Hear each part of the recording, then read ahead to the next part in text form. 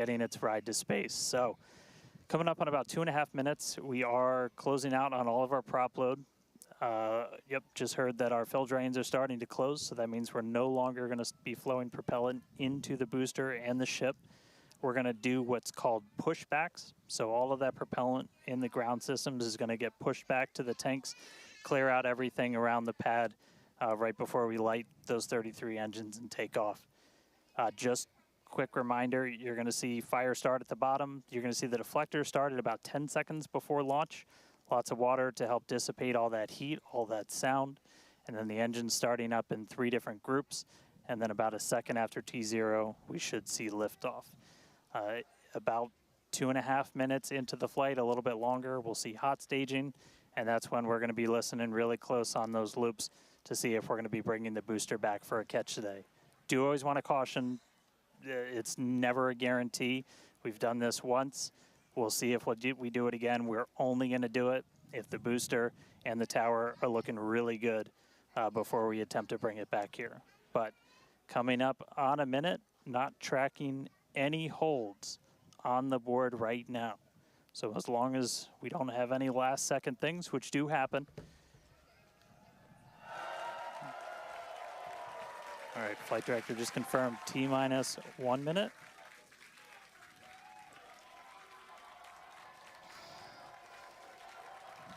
Key moment to look at in 10 seconds, that T-minus 40.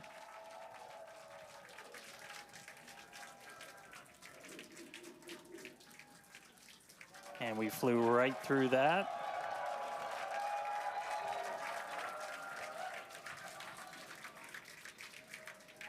Flight directors go for launch. All right, we're now T-minus 20 seconds until liftoff of Starship Flight 6. This will mark our second attempt to catch the Super Heavy booster at the launch tower, as well as 10, 9, 8, 7, 6, 5, 4, 3, 2, 1.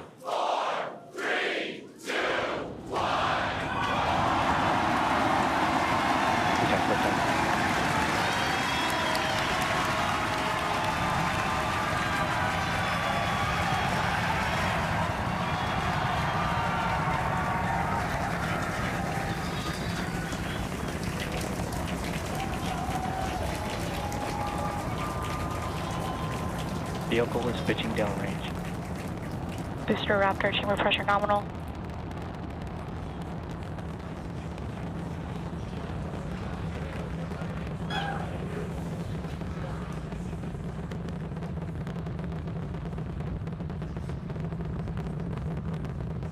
Booster and ship, avionics, power, and telemetry nominal.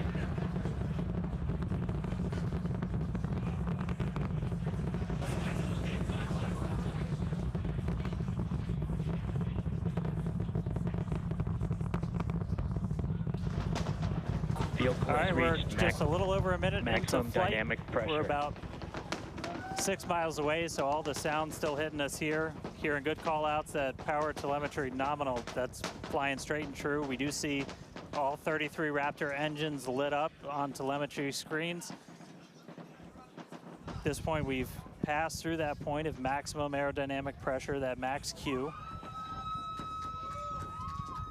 Now, coming up in just a little over a minute from now is going to be hot staging. So we're going to see the 6 engines on the ship ignite while still attached to the booster. Just before that, we'll see all but 3 center engines on the booster shut down. In what we call MECO, it's most engines cut off instead of main engine. And so while we continue to watch it go up, a lot of our flight controllers looking at all the systems around the tower. Again, we have to send a manual command. Just about 30 seconds away from hot staging.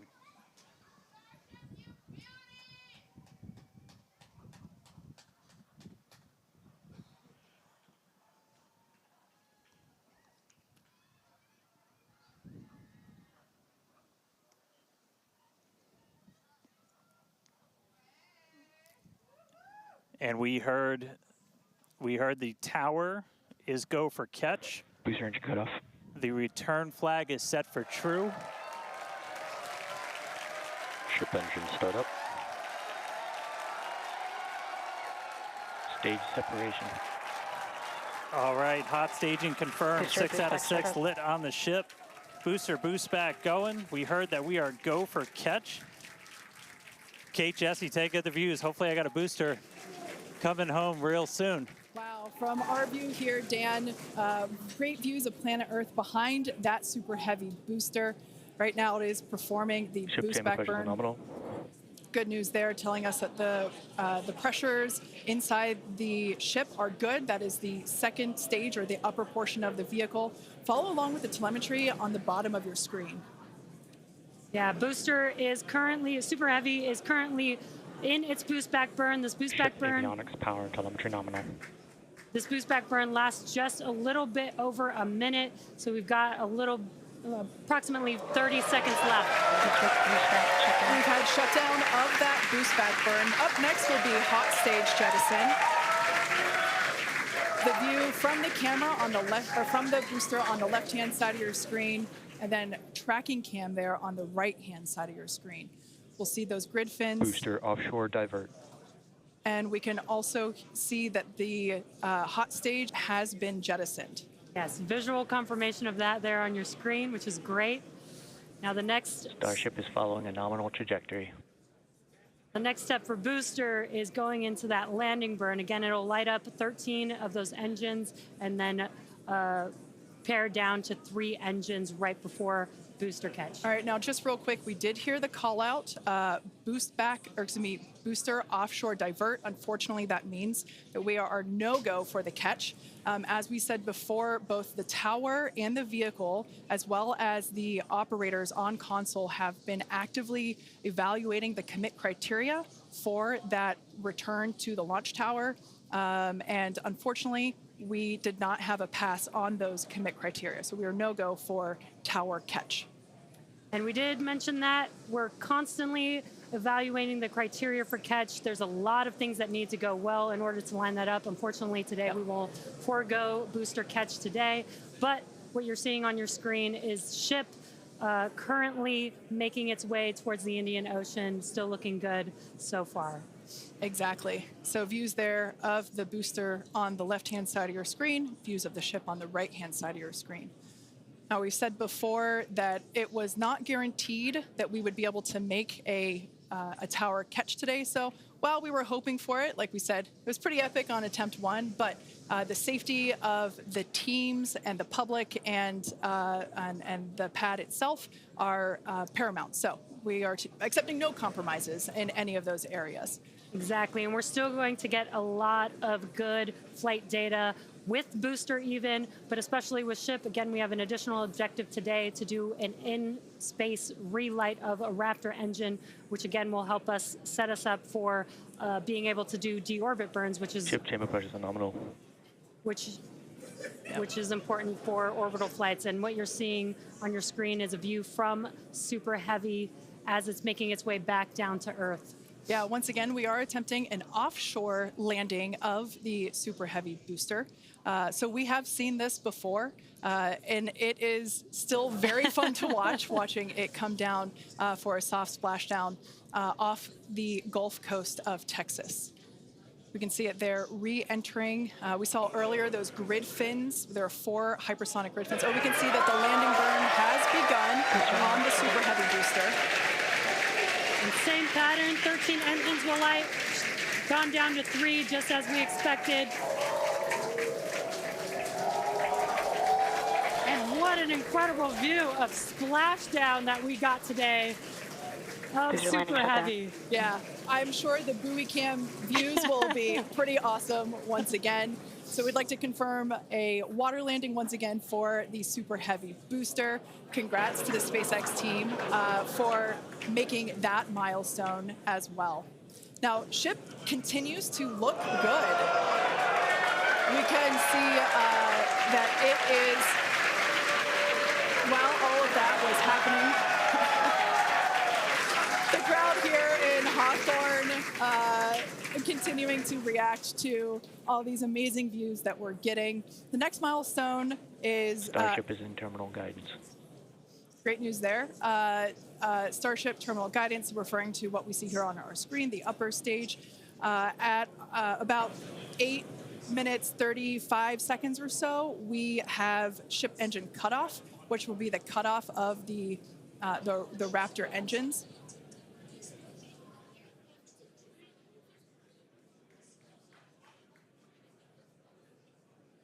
We can see on our screen ship giving us some incredible views brought to us by Starlink. This view is also very interesting because we can see basically the receding tile line that we referred to earlier, where we mentioned we have removed a number of heat shield tiles in order to test out and push the envelope on the ship and demonstrate what its capabilities are. Ship engine cutoff. And there we just heard call out for SECO, ship engine cutoff. Great news there, everything continuing to look awesome for ship. Full view looking aft on ship here. Ship FTS is saved. Nominal orbit insertion. There's that call out we were waiting for. Confirmation of good orbital insertion for ship today. It has been a very exciting afternoon so far. We'd like to send it back over to Dan, who can give us that live view experience. Dan, once again, are you okay after witnessing another Starship launch? Yeah, totally fine. You guys have to be jealous. This is the only way to do this. This is fantastic. No, it was really cool to see it lift off 33 out of 33. Didn't go for the booster catch today. Initially, we were good, and then we tripped a commit criteria and did the offshore divert. So we went and did that water landing, as everybody saw. We'll dig into it a little bit more, but again, we've done it once, we've now done it twice. We're going to keep trying to do it, as this is just a core capability of Starship and what's going to make it so incredible. There's a lot left. We're just about almost 10 minutes into this flight, so about 50 plus minutes still to go. Ship nominal orbit, so it's on its way around the planet. It's going to attempt to do an in-space burn. We're going to light one of those Raptor engines, the sea level ones in the middle, just to help demonstrate that we can relight in that microgravity environment. Really critical for deorbit burns as we start to do some orbital missions in the not too distant future. And then following that, we'll see a ship entry, maybe a splashdown. As you guys said, we're really going to be pushing ship on this one. We're pretty much intentionally putting it in places where we expect it might not do so great, and all that's to try and help us learn, see if we were a little too conservative, and then maybe that opens up more capability for when we start catching them. But I'll check back in with everybody in a little bit. I'm going to tune in and watch the ship fly around planet Earth, and hopefully we see it re-entering in the not too distant future. Back over to you guys. Thanks, Dan. Development testing, by definition, is unpredictable, which we saw with Super Heavy splashing down in the Gulf of Mexico today, but that is exactly why we test. As is standard for these tests, the area around the pad and along the flight path was cleared prior to launch, and we expect the road and beach to remain closed until further notice. Yeah, testing development flight hardware in a flight environment is what enables our teams to quickly learn and execute design changes and hardware upgrades to improve the probability of success in the future. Please do not attempt to approach the booster in the water for your safety as well as for that of our team that will be working on recovery. Now, we are going to continue though. The mission is not done. Exactly, the mission's not over, ship is still coasting, but it has been nonstop since liftoff, and with the booster having completed its job for the day, we are going to take a short break for the next 35 minutes or so while ship continues to coast before re-entry. Now, as with previous flights, Starlink may enable us to talk to the ship through re-entry with no communication blackout. Now, we are still testing Starlink during this phase of flight, so nothing is completely certain. Yeah, so if we do have views, we will be sure to bring those to you live. And of course, one of those views include that of our, as we said before, surprise payload, the Banana. And we are looking forward to it. So we're going to come back in a few minutes, around T plus 35 minutes. Yeah, exactly. Views or no views, we'll see you back here at T plus 40 minutes for our coverage of Starship's re-entry, flip maneuver, landing burn, and hopefully see a splashdown.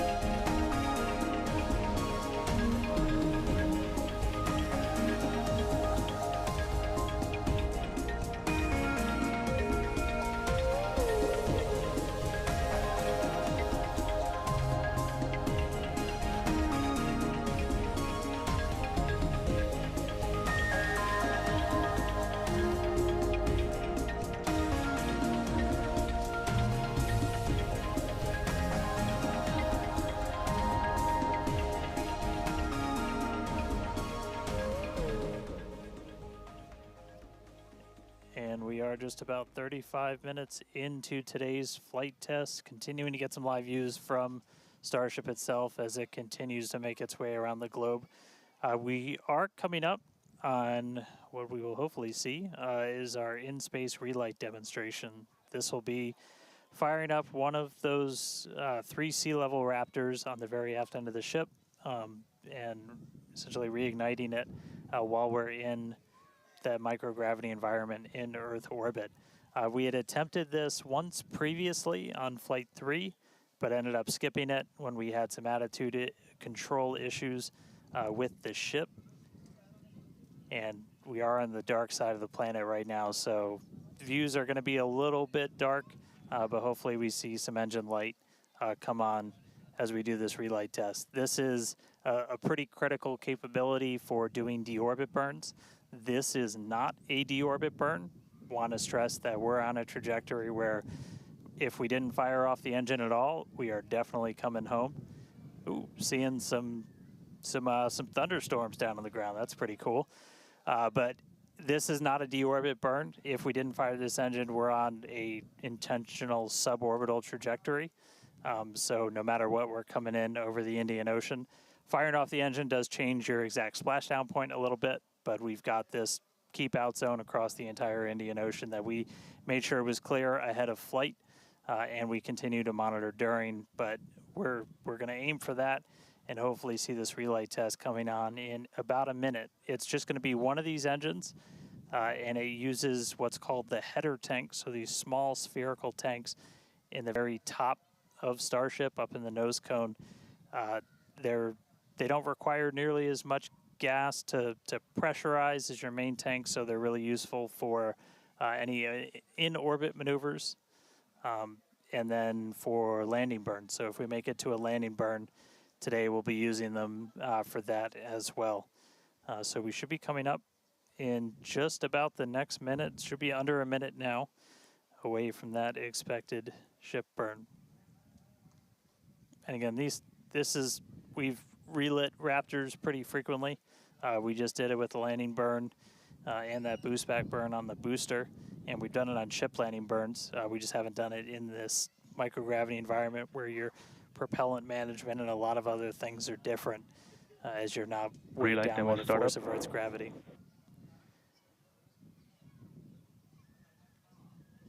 And just heard the call out for startup. There's some light. There's that Raptor relit. And shut down. All right, there you have it. The first time ever lighting a Raptor while in outer space. other than our ascent burn. So really cool to see that relit. That's a pretty critical capability that we're going to need when we're doing orbital missions in the not too distant future. So check another one off. That was a really cool. That was an objective we really wanted to hit on this one, and so good to see Ship knock that one out in orbit. But for now, we're going to coast for just a little bit longer, and then it'll be time for ship entry. So we'll get the usual light show as we return from Starship is in entry hypersonic prep. velocities. We're just starting to do the entry prep for that, so we're going to get the flaps positioned, and then it's going to start taking the brunt of all of that heat as you're coming in from well in excess of 10,000 miles an hour. That's all going to build up a lot of heat as you're encountering an increasing atmosphere, building up that friction, and we're going to see how the tiles fare. We've also got some pretty cool tile experiments that we'll talk about in a little bit. But coming up real soon, ship re-entry, successful relight, and we'll start this entry part soon.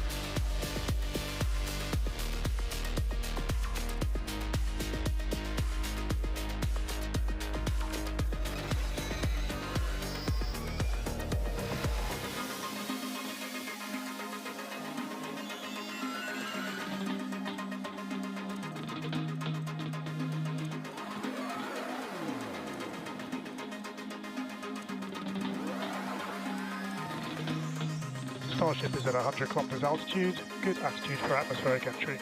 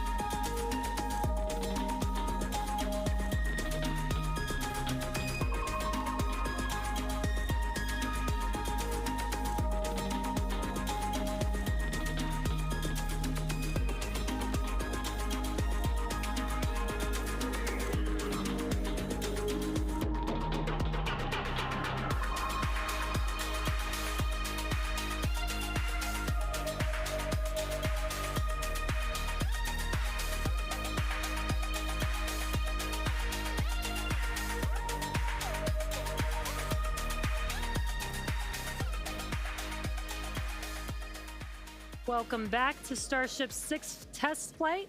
It has been an exciting day so far. We lifted off from Starbase at 4 p.m. Central Time. The Super Heavy booster and ship had a successful separation as well as a good boost back burn and good separation of the hot stage adapter. We did not attempt a return to the launch site and catch attempt today when strict criteria were not met, and the Super Heavy booster executed a planned divert to a landing burn and soft splashdown in the Gulf of Mexico. Yeah, obviously we were hoping to come back to the tower, but this was a test and we knew that it was a very viable possibility. Starship is at 85 kilometers. Flaps now have control of the vehicle. All right, great news there, turning our attention over to the star of the show here, giving us these amazing views once again. We heard the call out there telling us that the Starship vehicle is now 83 kilometers above, coming up around T plus, well, now actually, the ship, as you can see, is beginning to re-enter the Earth's atmosphere. As a reminder, one of the main goals of today's flight test is for the ship to make it through the extreme heat of re-entry and to do so in a controlled manner. Now, re-entry is typically a portion of flight where we don't have communication capability with the spacecraft because it's re-entering at or around orbital velocity, which is roughly 8 kilometers per second or about 5 miles per second. Now at those speeds, yep, pretty fast. The spacecraft is moving through the atmosphere rather quickly, and that results in friction, as we can see that starting to happen on our screen, and this creates a plasma field around the vehicle. That blanket of plasma distorts communication frequencies, so it's not uncommon to experience brief blackouts in communication.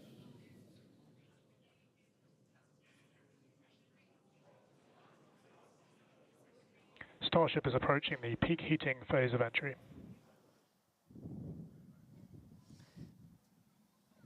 And we just heard we're getting into the peak heating phase. We're getting these views courtesy of Starlink. We've got 4 different terminals on the ship itself.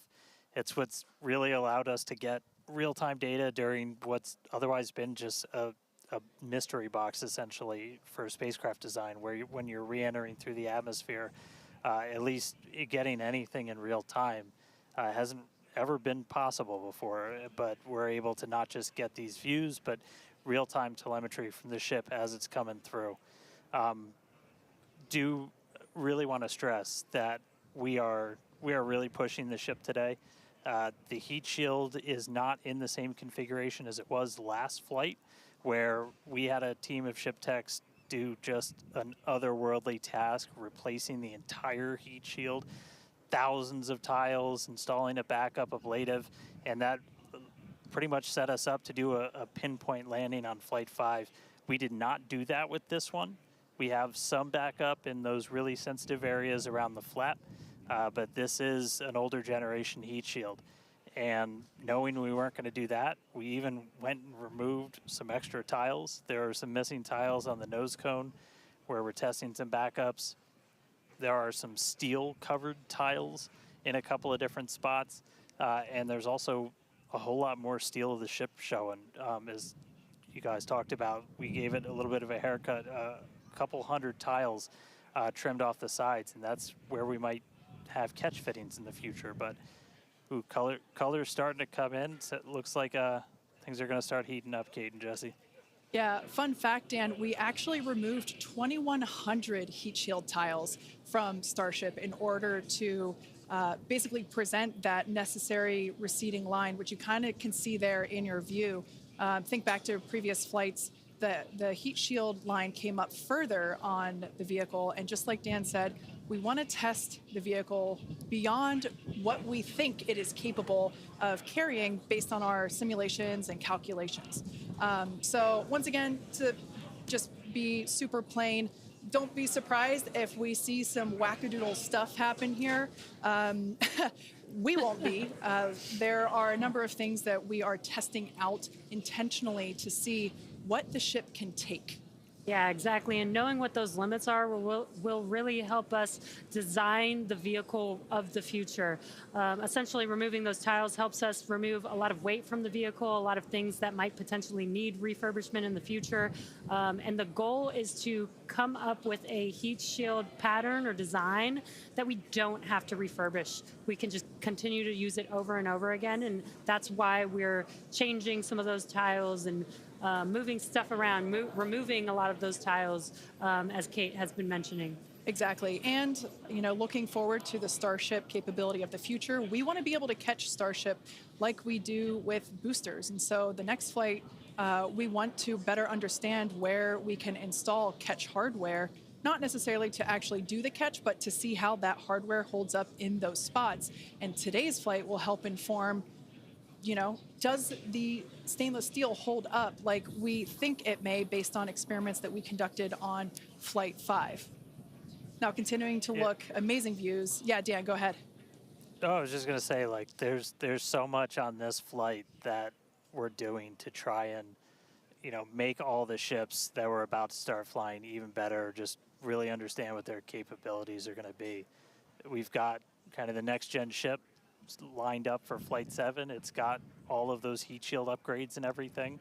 And one of the things that we're going to be doing that's most interesting, and one of the reasons we wanted daylight, is we're going to be flying pretty aggressively as ship comes in. We're going to be kind of nose down, and we've done it in wind tunnels. We've done it in simulations. You might see the flaps really flapping around trying to control the vehicle. We're betting we might have a little bit more capability than we think in just the analysis, but always a chance that bet doesn't pay off. But that just helps us know what are our Starship limits. is now halfway through the peak heating phase of entry. Sweet. Halfway there. Halfway home, guys. Yeah, and if you guys, again, can follow along with the altitude and the speed of ship as it's making its way back down to Earth, bottom right-hand corner of your screen. Speed is still going really, really fast. Again, as it gets closer to Earth, we'll see that altitude drop a little bit faster. It's kind of dropping pretty slow right now. And again, as we get closer and closer to literally the surface of the water, then we'll start to see that speed pick up. And if we can make it through this re-entry, we will attempt to do that flip maneuver once again and splash down in the ocean. Exactly. Like we've been saying, we are testing beyond the perceived limits of the vehicle. We want to go learn more about the ship, and this is a great opportunity to do that. So really pushing the flight hardware in a flight environment to help inform these future designs. As we've mentioned, it has a different heat shield. This heat shield is not the same generation as what we flew last time. This one is one generation older. So we are also testing out new secondary thermal protection materials. So basically, like if the heat shield isn't in this one spot, can this other material protect the metal is the thinking there. Also checking of the ship's structural strength in those areas where we're looking to add that ship catch hardware just to see if it survives entry. So yeah, as we've been saying, we've done a lot of calculations and simulations.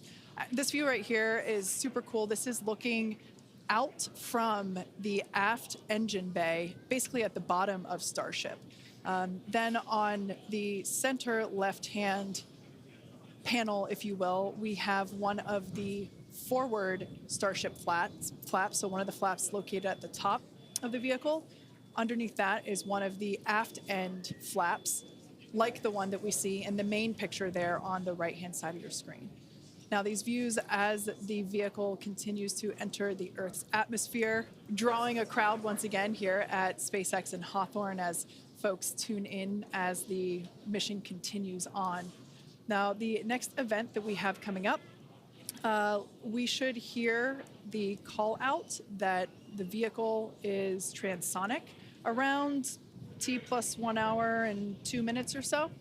That means that the vehicle is traveling near the speed of sound. We say near the speed of sound because there are certain parts of the vehicle where airflow is going faster and other parts where it's going slower. So it kind of teeters there on the brink of the speed of sound. So once we have equal flow on all parts, then we'll hear it's subsonic. Yeah, and and almost real quick, almost a reverse of, I'm sorry, Jesse, almost a reverse of before. We see the Earth starting to come into view. We've got sunrise there over the Indian Ocean. So this is going to look different from any of the re-entries we've had before. And it was specifically so like we get as much daylight as possible to see how ship does this. Over to you, Jesse. Sorry about that. Dan, great minds think alike. That's exactly what I was going to point out, is that we're getting a lot clearer view of the Earth in the background with the different temperatures that we're seeing with the different colors of that plasma around the ship, which is really, really cool to see. Again, we are pushing the limits of ship today, but so far everything is looking pretty nominal. We'll see how the next few minutes goes. Yeah. Like we've said before, don't be surprised if this is not entirely smooth sailing all the way down to the ocean's surface. Similar to Flight 5, we are targeting the same splashdown location in the Indian Ocean, but we are not expecting to recover the vehicle. Right, and we were getting some glimpses of the flaps. The flaps so far are looking pretty good. We're not seeing any burn through. There's those flaps again. In that hinge area, which is our most concerning area there. That's great news for us for now. Again, the next few minutes could change as we continuously push those limits. Yeah, once we slow down a little bit, once we're subsonic essentially, so I think that's about 1,200 kilometers an hour. Once we're down below that, that's when we're going to kind of dip our nose down and get that more aggressive angle of attack. Normally we're just belly flop right into the water, pretty much that position. But if we're going to be able to do return to launch sites, we're going to want to be able to fly with a little bit more of an angle of attack, get you a little bit more range as you're coming through. And so this'll be just a test to see quite how far can we push it.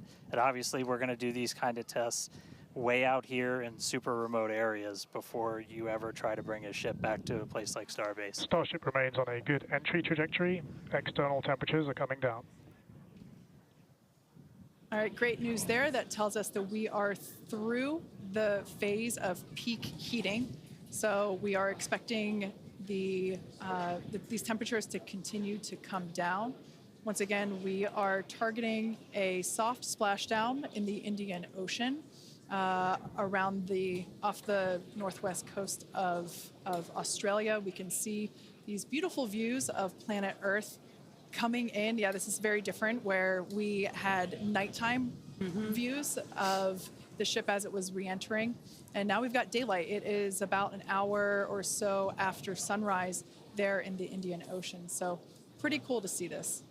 Yeah, and it might not seem like it makes a huge difference, but we do get a little bit more light on ship as well for the camera views that we have, which is very beneficial for us to visually see anything and try and correlate that to any of the sensors or data that we have on the vehicle. Exactly. That is why we shifted our launch window, so that we could have that daylight in order to improve our observations of the vehicle. So not only are we getting all the raw data from all the sensors that are on board Starship, but we also have multiple cameras and assets out there that are watching the vehicle and will also be able to tell us with this visual story that is also very, very important.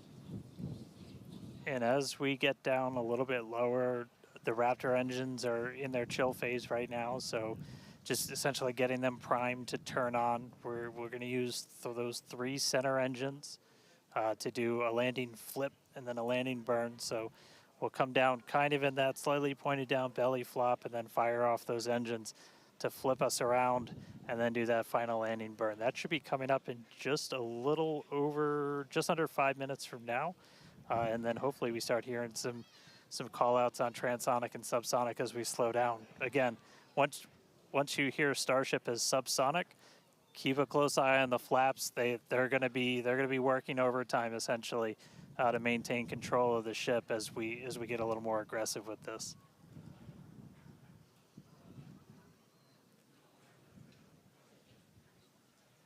We can see that we are beginning... Starship has passed maximum entry dynamic pressure. All right, great call out there. But we can see on this view here that we do have some heating there on that looks like one of the forward flaps on Starship. This is to be expected. We knew that the vehicle would perform differently than what we had seen on Flight 5. This is actually really good data because it tells us what parts of the vehicle at this, what will soon be a higher angle of attack once we drop down below the speed of sound. We'll have a higher angle of attack, meaning we're going to be flying nose down, basically. So yeah, this is good news, but we can actually, looks like that heating is starting to cool off there. Yeah, it's a little burn through. Again, it is important to note when we start seeing that through the ship's descent as well. So like Kate was saying, we're getting some really good data here. It looks like the other flaps are doing a little better than the one that has a little burn through, which is some good news. Again, constantly watching. We've got a couple minutes until we're expecting to make it all the way back down to Earth. Exactly. And like we said before, we are not expecting to recover the ship, although that would be great. It'd be a nice bonus if it happened, but it's not really in our expectations today.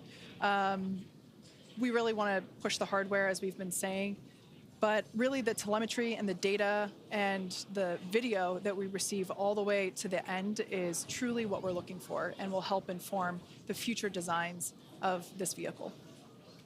We can see some flap movement as the camera is moving around. That's what you're seeing there is the flaps adjusting. We have a camera on one of the flaps there this is the view that you're seeing there.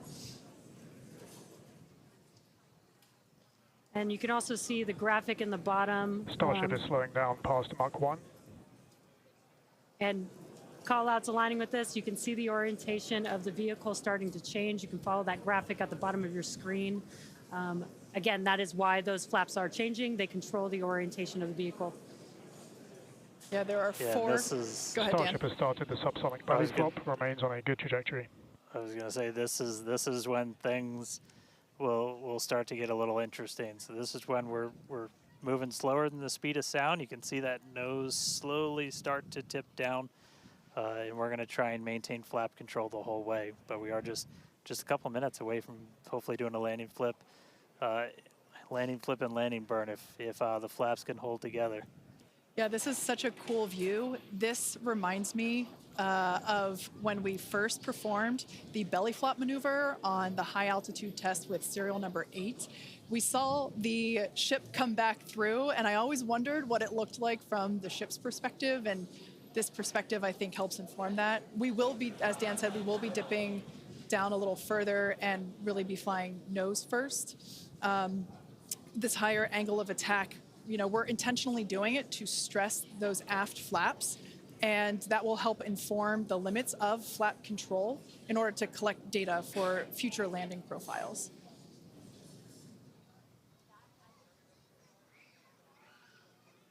I mean, we're looking good so far. We've just got about 5 kilometers in altitude to go.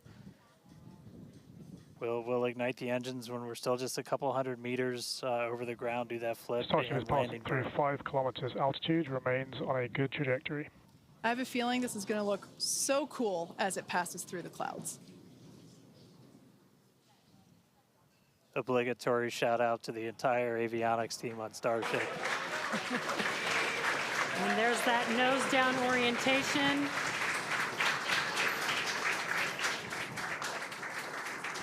Now the Raptor engines will relight and help flip the booster back up. This is a more severe flip given the orientation. The engines will shut down prior to the water making impact, prior to the vehicle making impact with the water. Our ship is doing great so far. There's those engines relighting. What a great reorientation by Starship. Wow. All 3 down to 2 into the water. Starship is landed. Wow. And we have ship splashed down in the Indian Ocean. Some awesome buoy cam action here. Daylight There's our views. Incredible. We really pushed the limits on shipping and made it all the way back down to Earth. I am shocked, to be honest. I think many folks are. The fact that it survived all the way through while flying a lesser gen heat shield is just absolutely incredible. And turns out the vehicle had more capability than our calculations predicted. And that is why we test like we fly. Exactly why we do that. And those views were absolutely incredible to watch. Because of Starlink, we were able to get the views all the way down, as well as the buoys, seeing ship touchdown in daylight. So cool, so cool. Now we want to, unfortunately, wrap up the show. Yeah, exactly. We'll say congratulations to our teammates at SpaceX and to everyone who supported the Starship program. And thank you to all of our future customers for your support. We'd also like to thank the people of Cameron County, Texas, as well as the Coast Guard, the Federal Aviation Administration, the Government of Mexico, and the Australian Space Agency. Now, be sure to...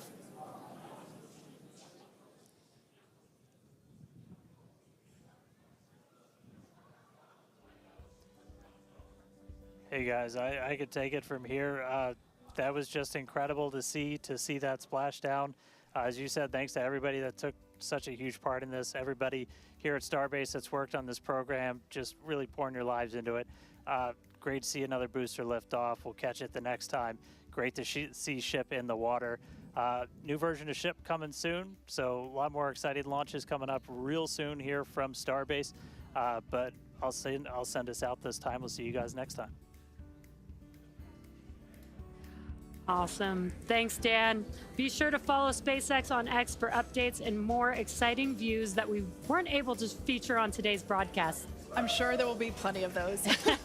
Now, thanks to all of you for tuning in, and we'll see you next time.